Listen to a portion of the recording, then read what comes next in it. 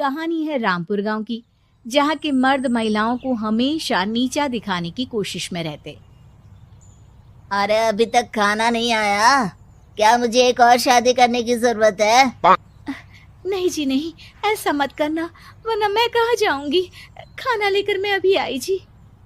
गांव की पंचायत में भी फैसले हमेशा औरतों के खिलाफ ही रहते। मैं जो फैसला सुनाता हूँ वो भगवान की आज्ञा होती है। इस लड़के ने अपने मन से शादी करके अच्छा नहीं किया। लड़के को घर भेज दो और इसकी शादी इसकी जाति की किसी लड़के से करवा दो। लेकिन ये लड़की, इसे तो गांव के बाहर निकाल दो। नहीं नहीं जमींदार साहब, ये क्या बोल रहे हैं? ऐसा नहीं हो सकता। मेरी बेटी मासूम है, इसे अच्छे बुरे की समझ नहीं है। अरे कहाँ जाएगी ये बेचारी? कहाँ जाएगी? इतनी चिंता है तो पूरे परिवार का गांव निकाला कर देते हैं। बेचारे पूरे बसे बसाए परिवार को गांव छोड़ना पड़ता है। चाहे जो हो, अगर बेटियों को कंट्रोल नहीं कर सकते तो गांव में रहने का कोई मतलब नहीं है। यहाँ औरतों को दब कर रहना होगा। कोई भी अपने हिसाब से कुछ नहीं कर सकता, सब ईश्वर की मर्जी से ही होगा।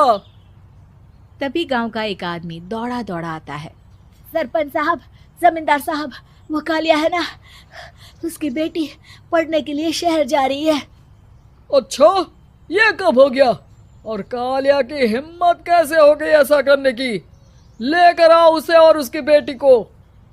बस फिर क्या था, हाजिर हो जाते हैं कालिया और उसकी बेटी सरपंच के सामने। और कालिया, ये क्या सुनने में आ रहा है? बेटी को इंजीनियर बना रहा है तू? और ये बता, गांव में तो स्कूल नहीं है, फिर कहां से इतनी क्लास पास कर गई तेरी बेटी? राधा, जो कि कालिया की बेटी है, उसे लगता है कि सरपंच उसकी तारीफ कर रहे हैं। सरपंच जी, मैंने ऑनलाइन पढ़ाई की है, डिस्टेंस लर्निंग से। सभी में मैंने अच्छे नंबर पाए हैं, जिसे देखते हुए शहर की इंजीनियरिंग कॉलेज में मुझे स्कॉलरशिप मिली है। वाह जी वाह, क्या होती है ये?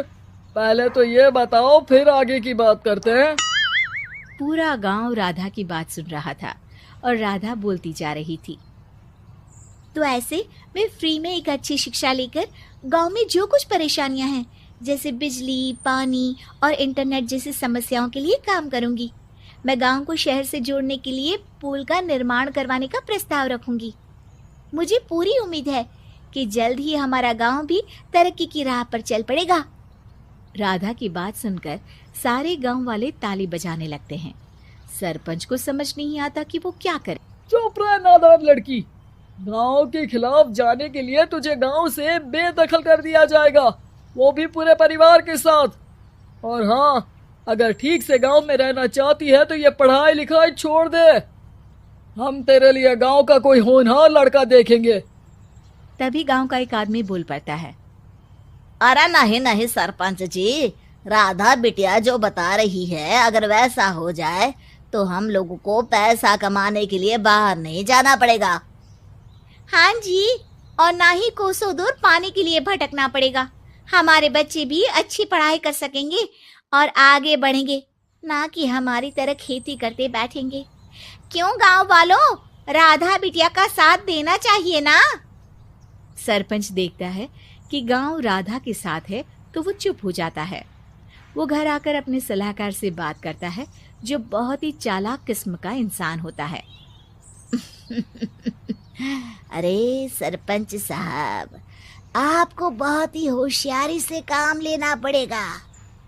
एक बार गांव तरक्की कर गया, यहाँ के बालक पढ़ लिए तो कोई ना पूछेगा आपको।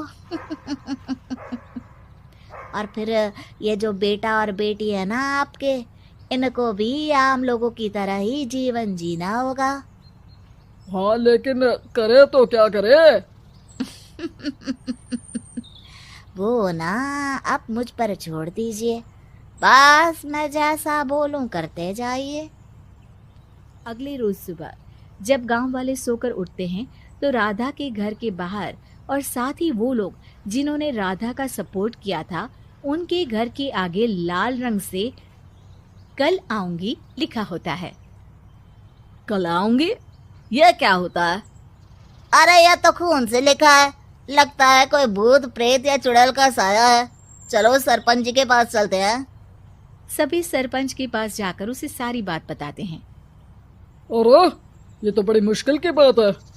चलो मैं एक बाबा को जानता हूँ, उन्हें बुला लेता हूँ। सरपंच बाबा को लेकर गांव के घर के बाहर जाता है। ओहो, तो ये वो चुड़ैल है जो उन लोगों को निशाना बनाते हैं जो गांव को बदलने का सपना देखते हैं। वो गांव को ऐसे ही संपन्न देखना चाहती है, वो नहीं चाहती कि कोई बाहरी यहाँ का कायाकल्प करे।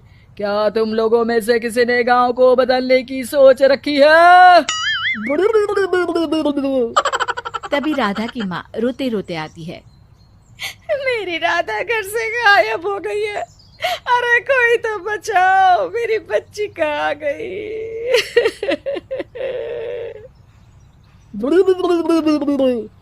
ले गई वो चुड़ैल, तेरी बच्ची को ले गई। अब वो उसे श्रापित करके छोड़ेगी, उस पर चुड़ैल का साया हो जाएगा। तभी बुरी सी हालत में राधा भी वहां आ जाती है।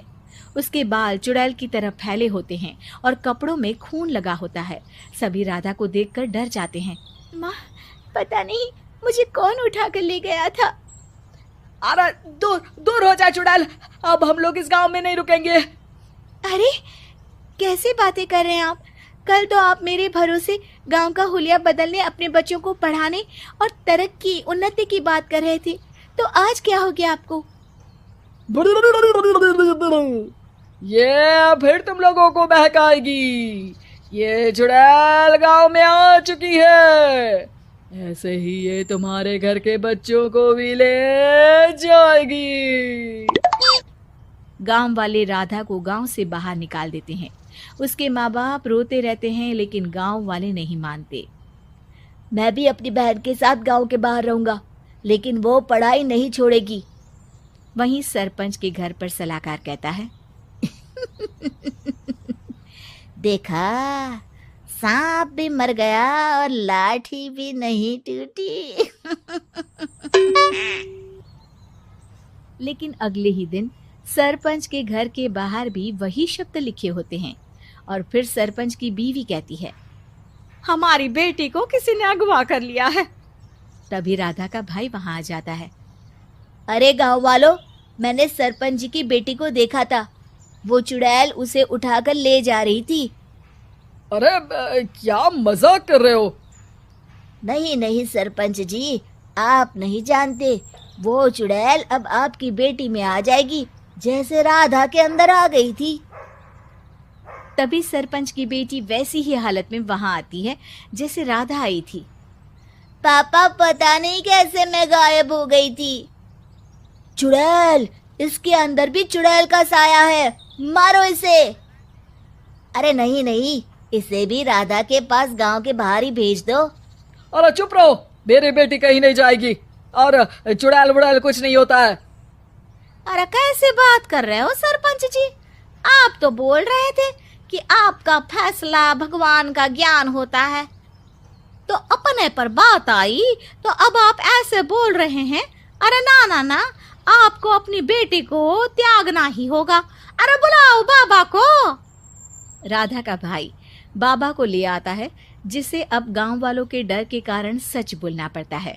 मैं कोई बाबा नहीं हूँ, मैं तो मोची था। ये सलाहकार महोदय ने मुझे कहा था एक्टिंग करने को। अब वो मुझे पैसे देने वाले हैं। अब मुझे माफ कर दो। गलती हो गई, मुझे माफ कर दो। तभी वहां राधा आ जाती है। देखा सरपंच जी, जब गांव के बच्चे साक्षर होंगे तो आप जैसे लोगों की चालाकी नहीं चलेगी।